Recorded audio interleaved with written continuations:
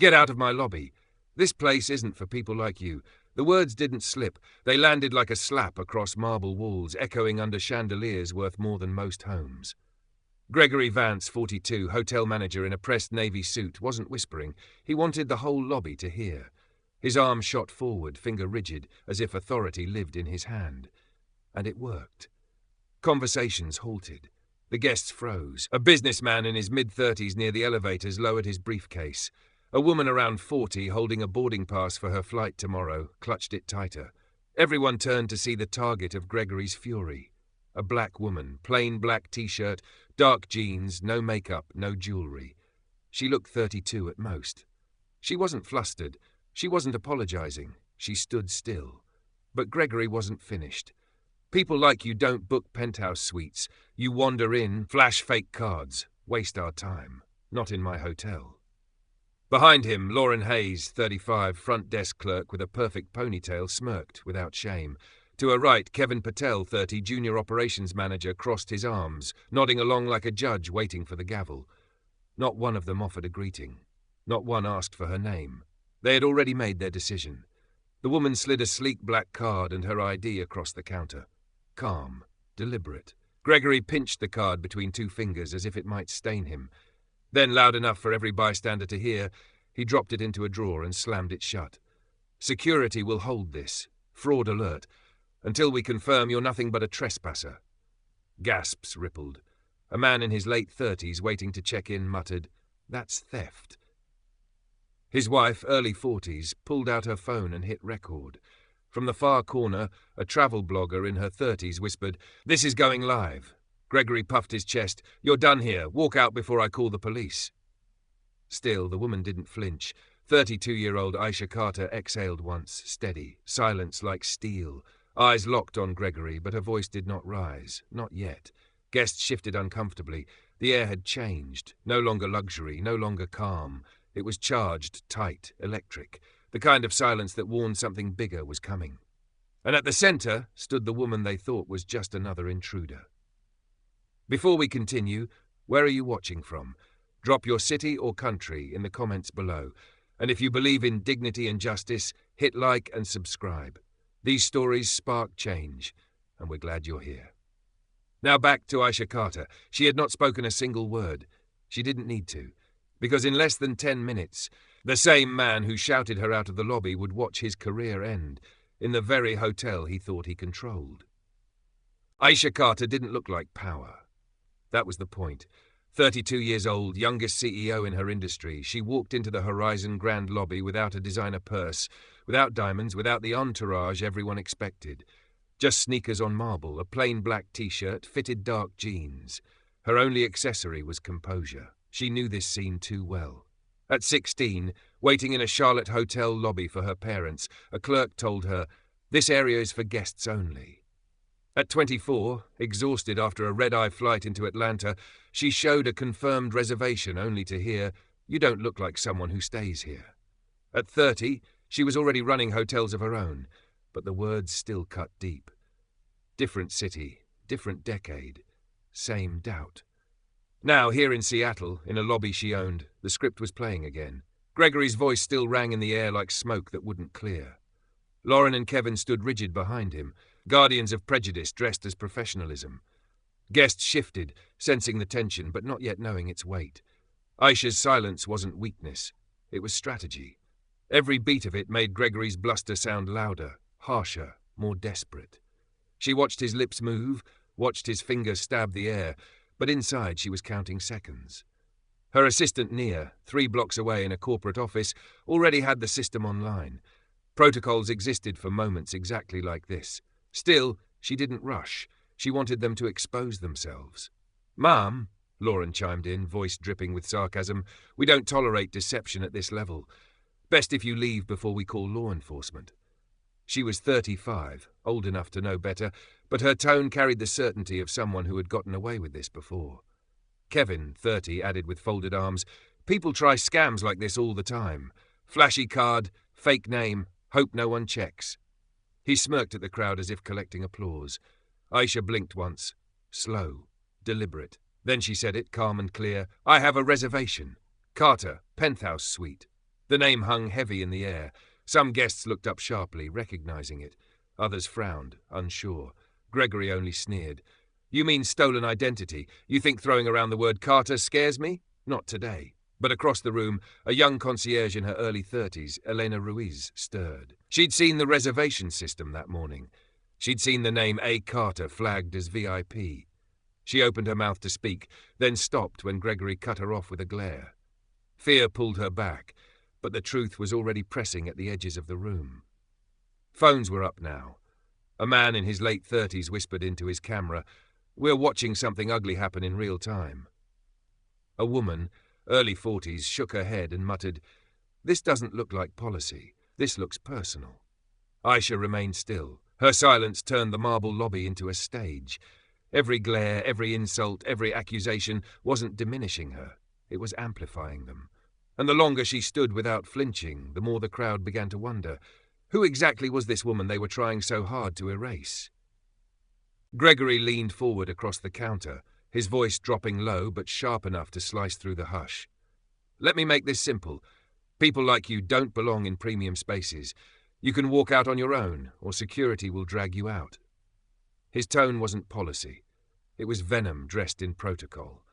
Lauren, standing tall beside him, let out a laugh that wasn't even subtle. 35, a decade in hospitality, yet her smile curved like she was watching cheap entertainment. "Penthouse suite," she scoffed. "That's a $6,000 booking. Maybe you typed the wrong hotel on your little app." Kevin, 30, folded his arms tighter. His eyes scanned Aisha from head to toe, not with professionalism, but suspicion. "Yeah, card looks shiny. Could have been bought online. Fraud happens all the time. Security's gonna love this one." A murmur rippled through the lobby. Guests in their 30s and 40s, business travelers, families with carry-ons, a couple waiting with champagne flutes. They all felt the shift. What had been quiet check-ins now looked like a public trial. From the far corner, a man in his late 30s lifted his phone higher. His voice whispered into the mic. "We're at the Horizon Grand, Seattle. Watch this. They just seized her card without proof. This isn't policy. This is profiling." Gregory saw him. "Put that phone down, or you'll be escorted out too." The man didn't move. His red recording light burned brighter than Gregory's authority. Aisha stood still. Her calmness only made Gregory louder. He slammed his palm against the counter, a dull thud echoing across the marble. Guests flinched. Aisha didn't. "Ma'am, last chance. Walk out. This is private property." From behind, another voice chimed in. Elena Ruiz, concierge, early 30s. Soft but clear. "Mr. Vance, I saw her name in the system this morning. Carter, penthouse suite. It's valid." Gasps. Heads turned. Gregory's face flushed crimson. He spun on her, spit sharp as his words. "One more word, Elena, and you're out of a job. Don't you dare undermine me in front of guests." Elena froze, but the truth was already loose in the air. Guests were whispering, phones tilted higher, capturing every flicker of arrogance. Lauren doubled down, stepping out from behind the desk. "Enough of this. She's trespassing. I'll call security myself." She snatched the landline from its cradle, pressing the button so her words carried over the hotel intercom. Security to the lobby. Unauthorized individual. Possible fraud. Immediate response required. Her voice echoed across the entire building, amplified like a public shaming. The atmosphere snapped. Guests whispered, some outraged, some nervous. A woman in her 40s whispered to her teenage son, "This doesn't feel right." Another man in his 30s shook his head. "You don't humiliate someone like that without proof." Aisha still hadn't raised her voice. She hadn't moved more than an inch. But as the echo of fraud alert faded into silence, she finally reached for her phone. One small motion, one number dialed, and the game began to turn. The lobby doors hissed open, and two uniformed security officers in their mid-30s strode in. Their radios crackled, their eyes already fixed on Aisha like she was a suspect in custody. They hadn't asked a question. They hadn't looked at her ID. They only heard one word: fraud.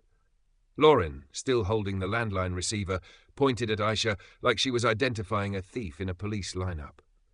"That's her. She's using fake credentials to access premium suites. Remove her immediately." Gasps scattered through the lobby. Phones lifted higher.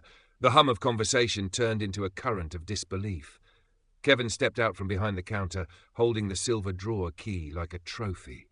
He opened the safe with exaggerated care, pulled out Aisha's black card and held it up for the room to see. Company property now. Until it's verified, she's nothing but a trespasser.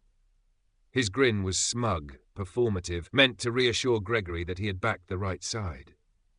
A woman in her late 30s near the window muttered into her phone camera, "They just stole her card in front of everyone." This is insane. Gregory's voice boomed again, desperate to assert control.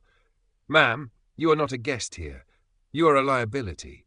If you don't walk out now, you will be removed by force." One of the guards, tall and broad-shouldered, stepped forward and reached for Aisha's arm.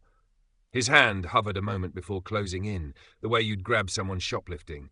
The lobby gasped again. A mother clutched her daughter's shoulder, whispering, "They can't just touch her like that." But they did.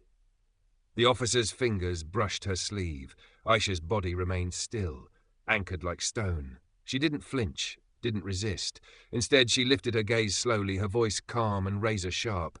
"Touch me again, and this hotel will pay for it." The words weren't shouted. They were delivered with surgical precision, cutting through the noise. The officer froze mid-motion, suddenly aware the room was full of witnesses, all with cameras up. Lauren scoffed loudly, trying to drown the moment. "She's bluffing. She doesn't have $6,000, let alone the penthouse." Gregory smirked. "She's not a guest. She's a fraud." And then he made the fatal move. With the whole lobby watching, he grabbed the card from Kevin's hand and slipped it into his jacket pocket, sealing the humiliation like a victory. A chorus of disbelief erupted. "That's theft!" shouted a businessman in his late 30s, standing from his chair. His phone was already live streaming. "You can't just take her property," cried a woman in her 40s near the concierge desk. Gregory ignored them all. "Security, remove her, now." The guards stepped closer, radios buzzing, tension thick as fog. Aisha stood in the center of the storm, still silent, still composed. But as the circle tightened around her, her phone vibrated once in her palm. Nia's voice came through the receiver, steady, sharp, undeniable. "Systems ready. Every word has been logged. Do you want me to escalate?" For the first time, Aisha's lips curved, just slightly. Not a smile, a warning. And with that, the balance of the room began to shift. The lobby's air was thick now, humming with unease. Guests held their breath as if the marble floor itself was waiting for something to break. The two guards hovered, torn between Gregory's command and the cameras pointed at them. Aisha raised her phone slowly, not like a plea, but like a verdict. Her voice was calm, measured, each word cutting the air like steel. "Nia, escalate. Timestamp everything. Begin protocol." The words weren't shouted, yet they carried louder than Gregory's entire performance. Guests leaned forward, whispering. Someone repeated under their breath, "Protocol?" Gregory laughed, brittle and forced. "You see? This is theatre. She's calling her little friends, pretending she's important. Security, get her out!" But the guards hesitated. The red recording lights hovering around the room burned holes into their uniforms. Lauren folded her arms, trying to reclaim the spotlight. "It doesn't matter who she calls. She doesn't belong here. She's wasting all of our time." Then Nia's voice came through Aisha's phone, clear, professional, unwavering. She was in her 30s too, but her tone carried the efficiency of someone who had executed this drill before. Logged and confirmed. Incident at Horizon Grand, Seattle. Employees Vance, Hayes, Patel flagged. System recording live. Gasps fluttered through the lobby. Guests exchanged glances. A few mouths fell open. Gregory blinked, thrown for just a second, then smirked wider to mask it. "Oh, you've got a secretary?" Cute. Doesn't change anything. Aisha's eyes stayed locked on him. Calm, silent. The kind of silence that made even laughter sound insecure. Nia's voice continued. "Cross-checking guest records now. Carter reservation shows as valid. Penthouse suite. Executive-level clearance." The room shifted. Guests murmured. Elena, the concierge, pressed her lips together like she wanted to say, "I told you so," but held back under Gregory's glare. Kevin tried to laugh it off, though his voice cracked. "Anyone can fake a name in a system. Doesn't mean she belongs here." But his words didn't land. Not anymore. A woman in her 40s near the check-in desk raised her phone and spoke loud enough for everyone to hear. She gave her card. She gave her ID. "You took it. She asked for her reservation. That's more proof than you've shown us." Clapping broke out, not much, just one or two guests, but enough to tilt the balance. Gregory snapped, his face turning scarlet. "This is my lobby. My rules. You don't belong here." And then Aisha spoke, for the first time directly to him, her voice steady and lethal. "You called me a fraud, in the hotel I own." The line hit like a hammer. Silence crashed over the room. Phones trembled in hands. Guests gasped, recording harder now. Gregory's smirk faltered, just for a second. His eyes darted to the guards, then to Lauren, then back to Aisha. And for the first time, doubt cracked his performance. The lobby had changed. A minute ago, Aisha stood alone, framed as an intruder. Now the weight was shifting. One phone, one voice, one truth at a time. Elena Ruiz, 31, finally stepped out from behind her podium. Her voice shook at first, but steadied as she found courage. "She's telling the truth. I saw the reservation myself this morning. Penthouse suite, A. Carter, VIP clearance." The words detonated. Gasps rippled through the marble hall. Guests turned on Gregory, eyes narrowing. Gregory snapped like a whip. "Elena, you're done here. Out. Pack your things, effective immediately." But firing her didn't put the genie back in the bottle. It only made the crowd angrier. A man in his late 30s, still live streaming, turned his camera on Gregory. "So you ignore your own staff when they confirm she belongs here?" Everyone's watching this. Beside him, a woman in her 40s raised her phone higher. "You're stealing from her, humiliating her, and firing the one person telling the truth. This is abuse, not policy." Lauren tried to drown the noise, stepping forward, arms crossed like a shield. "None of you understand. We've seen scams like this before. We're just protecting the hotel." A guest barked back, voice heavy with disbelief. "Protecting the hotel? From its own owner?" Laughter broke out, short, sharp, mocking. Not at Aisha, at them.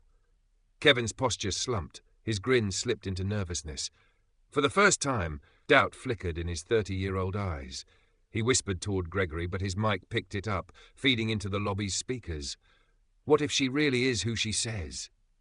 The whisper echoed through the marble, exposing his fear like a crack in glass.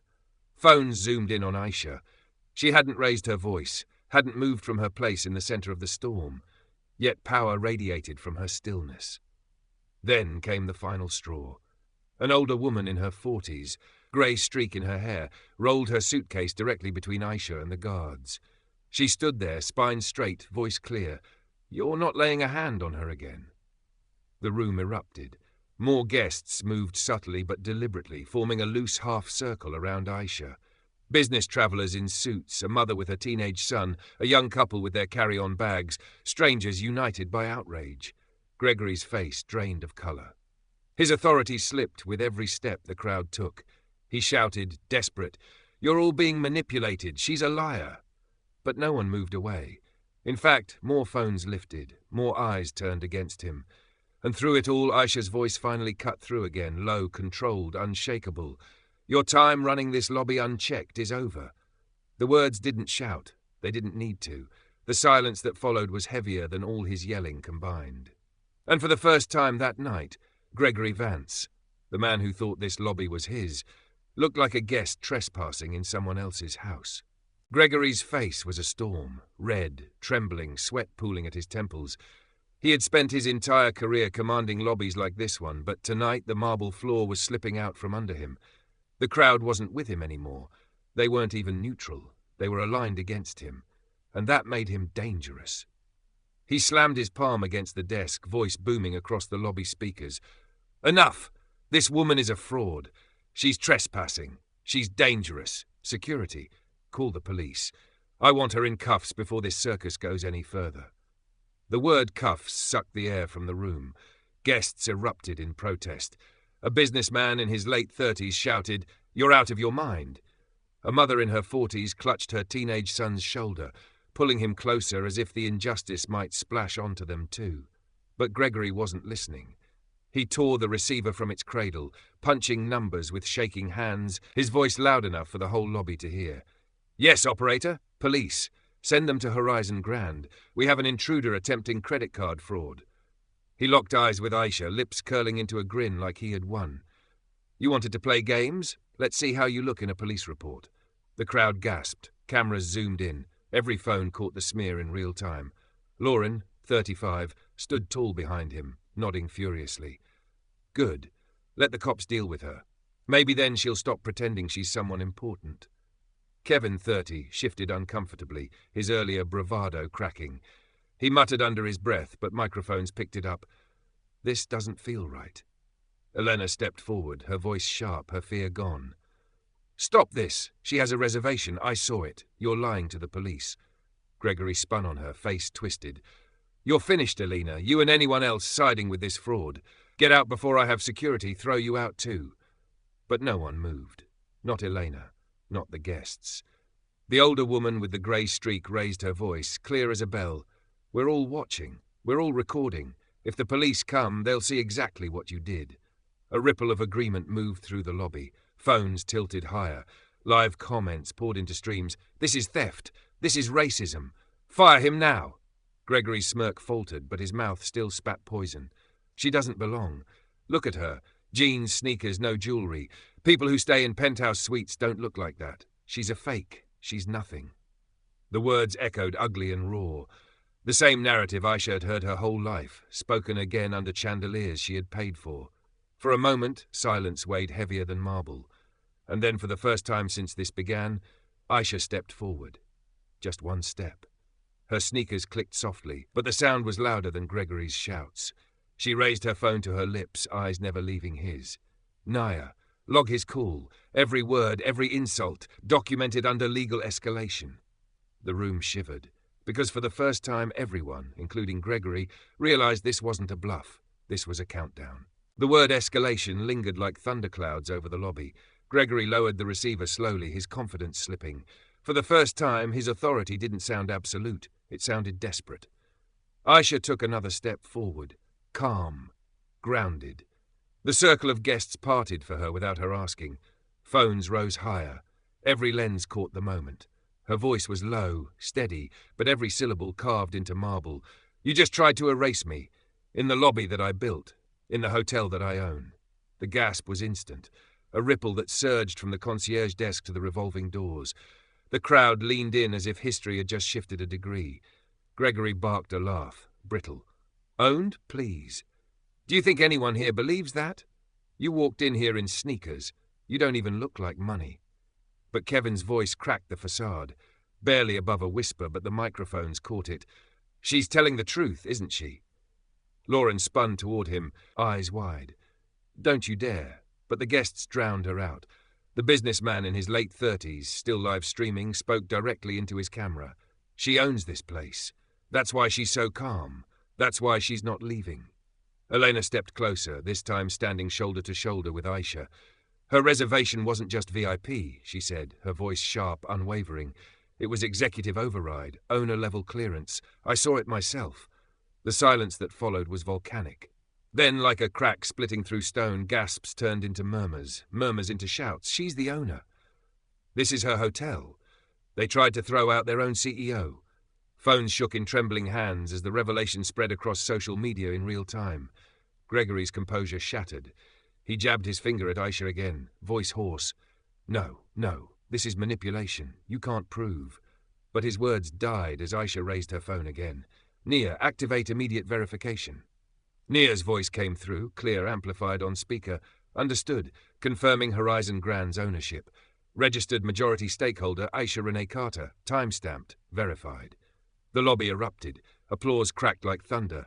Gasps turned into cheers, cheers into chants. Phones captured Gregory's face paling, Lauren's lips parting in horror, Kevin's hands trembling at his sides. The older woman with the grey streak smiled as if justice itself had just taken form.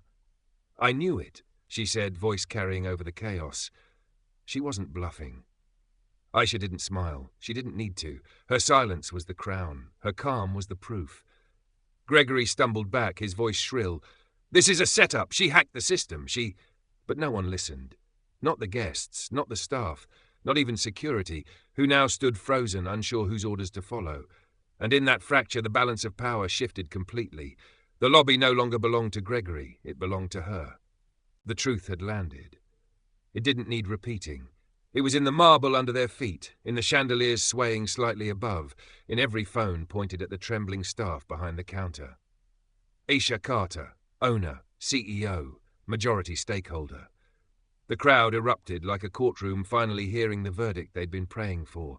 Applause broke first from the older woman with the grey streak, then from the businessman live streaming, then from nearly every guest in the lobby. Phones captured Gregory's face draining of colour. He looked like marble cracking under pressure, brittle and pale. His jaw worked, but no sound came. Lauren's smirk had evaporated. Her hands shook as she tried to adjust her blazer, as though fixing her jacket might fix her reality. But the cameras caught every tremor. Guests pointed, whispering, "That's the one who called security." She lied. Kevin's arms, once folded in defiance, now hung limp at his sides. His eyes darted around, searching for escape, but there was none. The red recording lights trapped him as surely as handcuffs. Security froze too. Their posture slouched, radios silent, unsure whether to obey Gregory's last order or quietly step back from the fire. Neither moved forward. Neither dared touch Aisha again. Gregory finally found his voice, but it was no longer commanding. It cracked. This is a mistake. She's manipulating you. She can't really. A guest cut him off. A man in his late 30s with a navy suit, his phone raised high, shouted, "It's over. Everyone sees who she is. Everyone sees what you did." The lobby roared with agreement. Lauren tried to speak, her voice thin, desperate. We didn't know. We thought. But another guest barked back, "You chose not to know. You looked at her and decided she didn't belong. That's on you." Murmurs rose, overlapping, condemning. The weight of the crowd pressed down on the staff. Elena stepped forward again, no longer timid. She stood tall at Aisha's side. "She belongs here more than anyone. This is her lobby, her brand, her name. And you tried to erase her." Cheers followed. The applause wasn't polite anymore. It was furious, celebratory, righteous. Gregory's legs wobbled. He gripped the counter as though it could hold him up. For decades he had ruled with arrogance, confident that his voice was the loudest in the room. Now his voice was drowned out by the very guests he claimed to serve. Lauren leaned toward him, whispering, but the microphone still picked it up. "What do we do now?" Gregory's reply was a hollow rasp. "Pray this doesn't cost us everything." But even as he said it, his access badge buzzed red against his chest. Locked out. The system already knew. Phones captured it live. A guest gasped. She just shut him down.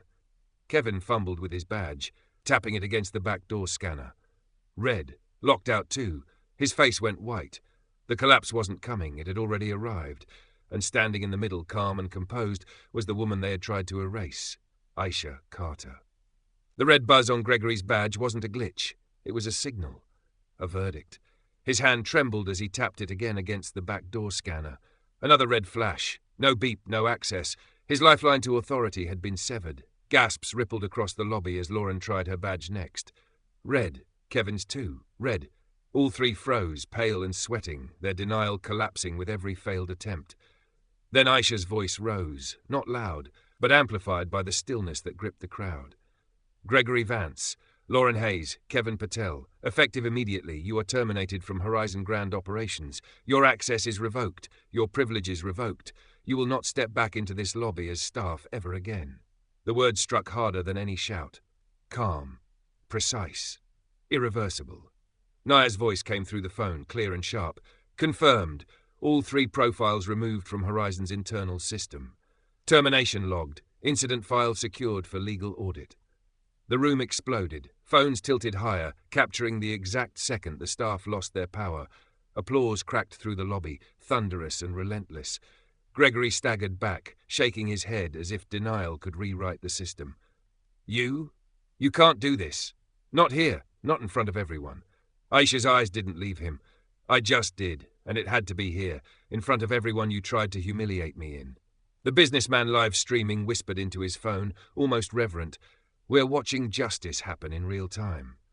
Lauren's voice broke, brittle and panicked. "Please, Miss Carter, we didn't mean to." But Aisha's silence cut her short.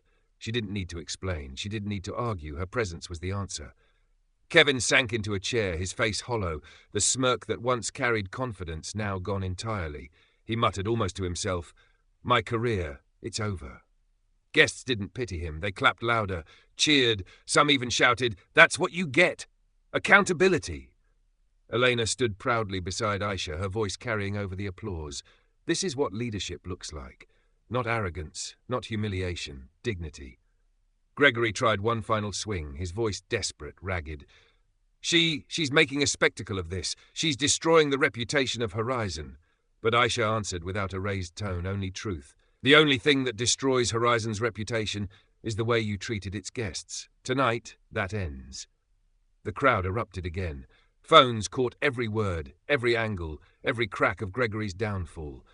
And as the terminated staff stood stranded in the very lobby they once commanded, the reality sank deeper than any humiliation they had tried to force on her. They weren't the judges anymore. They were the evidence. The applause hadn't faded when Aisha lifted her phone once more. Calm, deliberate. The silence that followed wasn't fear anymore. It was anticipation. Everyone in the lobby knew something final was about to happen. Her words were measured, precise, and devastating. Nia, initiate full account lockdown. Terminate payroll access, freeze pending commissions, cancel all current contracts associated with Gregory Vance, Lauren Hayes, and Kevin Patel. Effective immediately. Nia's voice answered, crisp and surgical. Confirmed, executing final termination protocols. The sound of it wasn't loud, but it landed like thunder. Guests leaned closer, holding their breath, watching the invisible machinery of justice snap into place. A red notification flashed across the staff's monitors behind the desk. Access denied. Then again, and again. Each line of text felt like a guillotine blade dropping. Lauren's hands trembled as she grabbed the keyboard, typing furiously, hoping for one last command. Nothing worked. Please, I've been here 10 years. I didn't mean. But the system didn't care about excuses. It cared about records. It cared about timestamps, and the timestamps didn't lie. Kevin fumbled with his phone, trying to log into the staff app. The screen went blank, then logged him out permanently. His shoulders collapsed, the reality heavier than anything he'd carried before. Gregory still tried to fight. His voice was shrill, broken, but loud. You can't erase me like this. I've given my life to this hotel. Aisha's eyes didn't waver. You tried to erase me. Tonight you learned what erasure feels like. The words were a blade, clean, final.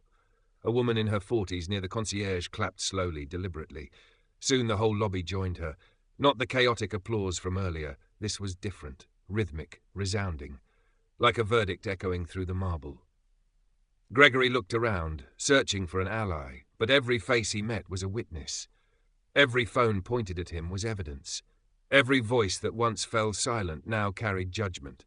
The older woman with the grey streak stepped forward, her voice clear. This is justice. You tried to humiliate her, and you ended your own careers instead. Security stepped back, no longer under Gregory's command. One of them, late 30s, muttered quietly but audibly enough for the nearest phones to catch. We work for her, not for you. That was the final fracture. Gregory's authority, once ironclad, disintegrated. Lauren covered her face, Kevin slumped against the wall, and Gregory's shoulders sagged like stone crumbling under its own weight. And Aisha, standing in the center, didn't gloat. She didn't raise her hands in victory. She simply stood, calm and unshaken, as if this had been inevitable all along. Because it was. The marble lobby was no longer just a lobby. It was a stage, a courtroom, and a classroom all at once. The guilty had been exposed, the sentence delivered, and the lesson etched into every wall of Horizon Grand. Gregory, Lauren, and Kevin stood stranded, stripped of access, stripped of authority, stripped of excuses, their badges useless, their voices irrelevant. No one listened. No one believed them. The guests, ordinary people in their 30s and 40s, were now witnesses to something extraordinary. Phones lowered, not because they'd stopped recording, but because they wanted to see it with their own eyes. To feel it. To remember it. Aisha Carter stepped forward, her sneakers whispering against marble. She didn't look at the fallen staff. She looked at the people, at the crowd, at the world watching through glowing screens. Her voice was low, calm, deliberate. I don't need to raise my voice. I don't need to beg. Justice doesn't scream. It stands. Tonight, you saw it stand. The words wrapped around the room, heavier than Gregory's shouts had ever been. She paused, letting the silence breathe. Then, with the precision of a final strike, she added, They tried to humiliate me. But humiliation doesn't work on truth, and the truth is simple. I am not what they said. I am the one who built this place. Applause burst again, thunderous, cathartic, rolling like a wave. The older woman with the grey streak wiped her eyes, whispering, That's dignity, that's power. A businessman in his 30s muttered into his live stream, "Remember this moment." She didn't yell once, and still, she won. Elena stood at her side, shoulders squared, pride burning in her eyes. For her, this wasn't just about one night. It was about every night she had seen someone profiled, dismissed, ignored. Tonight, that cycle broke. Gregory tried one last whisper, but it dissolved under the applause. He wasn't part of the story anymore. He was a cautionary tale. Aisha turned toward the doors. The crowd parted instantly, not out of fear, but respect. Some reached out just to touch her arm as she passed, like brushing against justice itself. At the threshold, she paused. She glanced back once, not at Gregory, not at Lauren or Kevin, but at the guests who had chosen to stand with her. And she said the words that would echo far beyond that marble hall. "I don't need to film this moment, because I am the result of it." Silence followed, not empty but full, of awe, of pride, of vindication. Then slowly the applause rose again, filling the lobby until it felt like the building itself was clapping. Aisha stepped into the night, not as a victim who had been humiliated, but as a CEO who had written the ending herself. The hotel was hers. The brand was hers. The story was hers, and now so was the justice.